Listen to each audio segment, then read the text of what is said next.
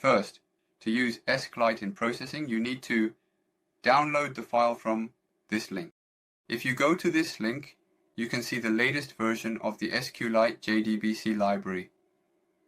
Please click on the jar file of the latest version to download it.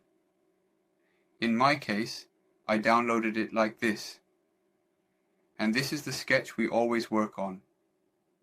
Please drag the downloaded jar file and move it here to the sketch. Then it will show that one file has been added to the sketch.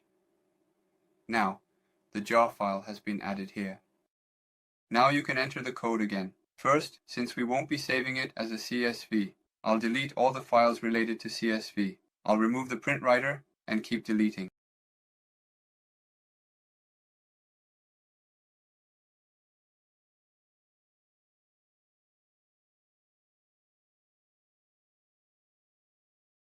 For now, I've left this as a comment, and when the button is pressed, it will exit.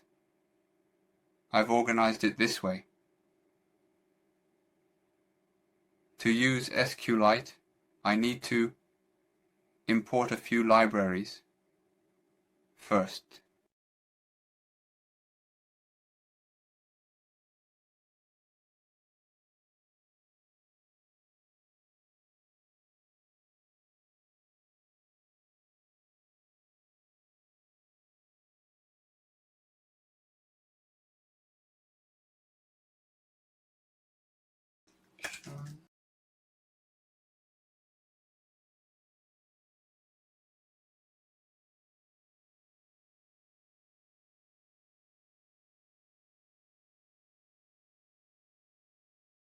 And I will also write the query in advance.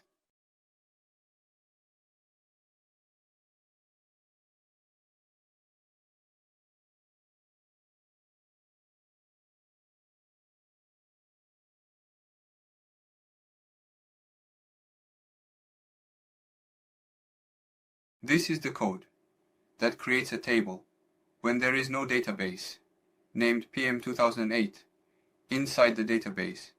The code is designed to check for the existence of a database named PM2008. If it does not exist, it will create a new table.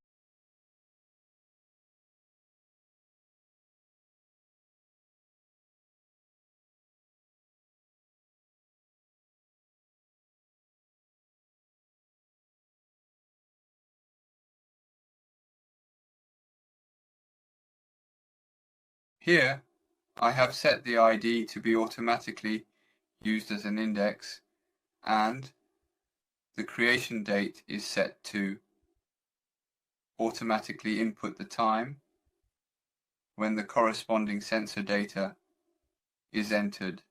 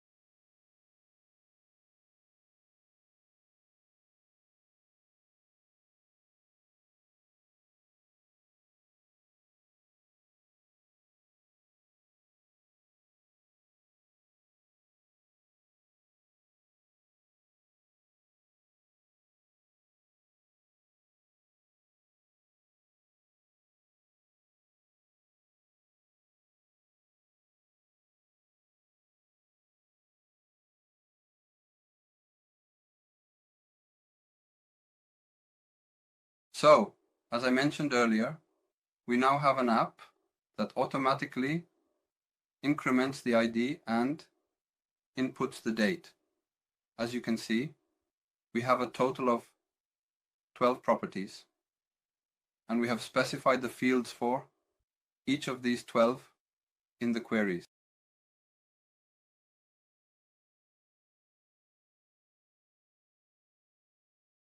The query related to insert, used when adding data.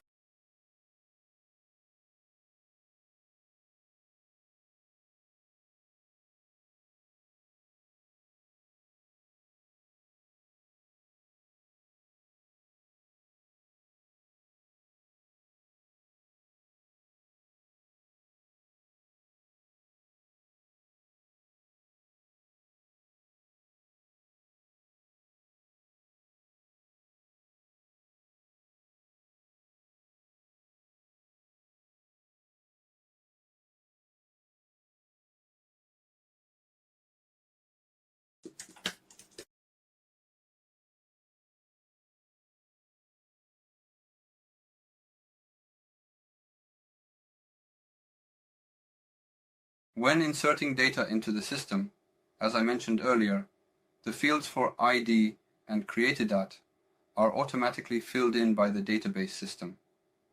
This means that you do not have to worry about manually entering these particular fields. Therefore, your main task is to input the sensor value fields here, which are indicated by the question mark symbol. These sensor value fields are crucial as they represent the actual data collected from the sensor. Curry is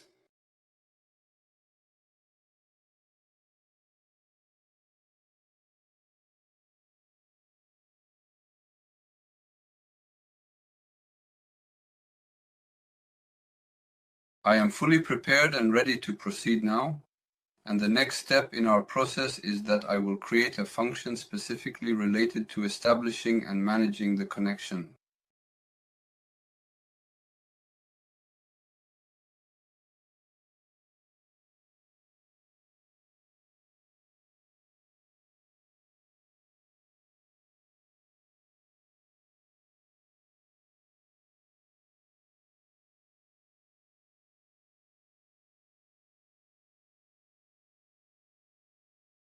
This is a function that tells you the path where the current sketch is saved. The database name will be set to data DB.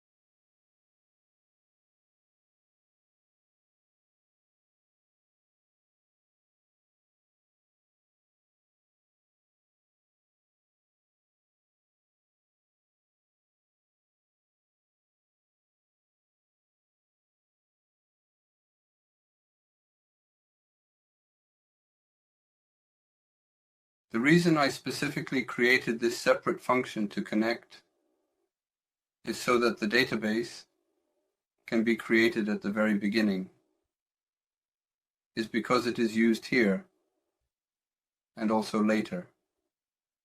So I made it intentionally to avoid repetition.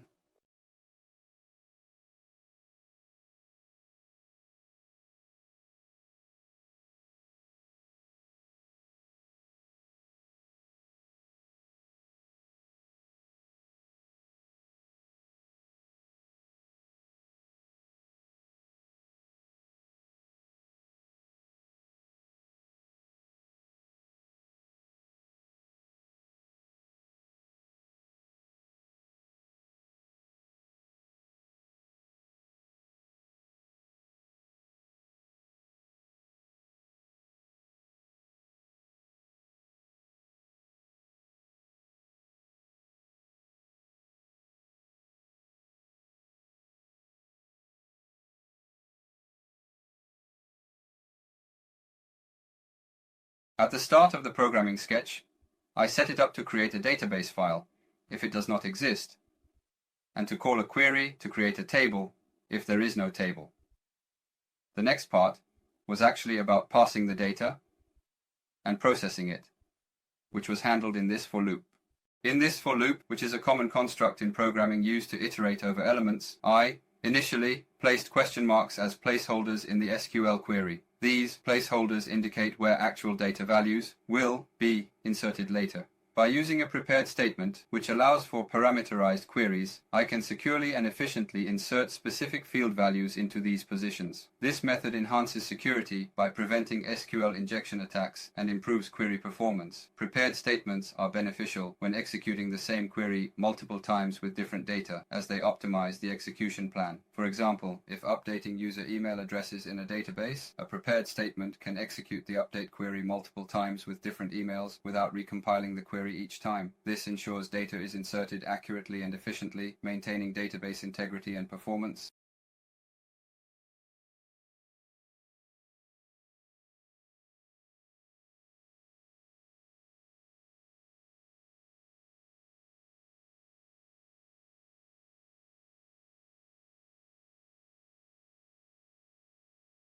In order to achieve success and reach my goals in the upcoming Season 5, it is absolutely necessary for me to be present here and fully commit myself to the process.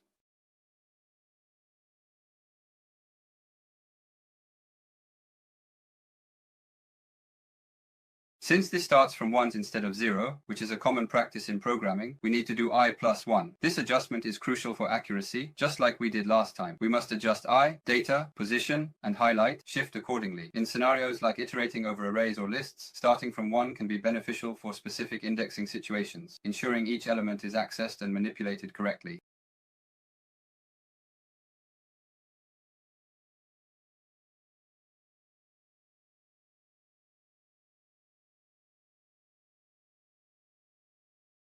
Once all the variables on that side are set, then like this.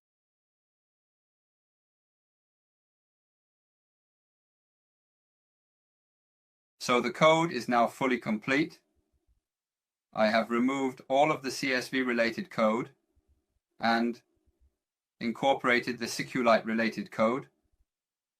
I included all of the necessary libraries, and I explicitly declared the query as a constant well in advance. Then I created a connect function in order to make handling the connection much easier.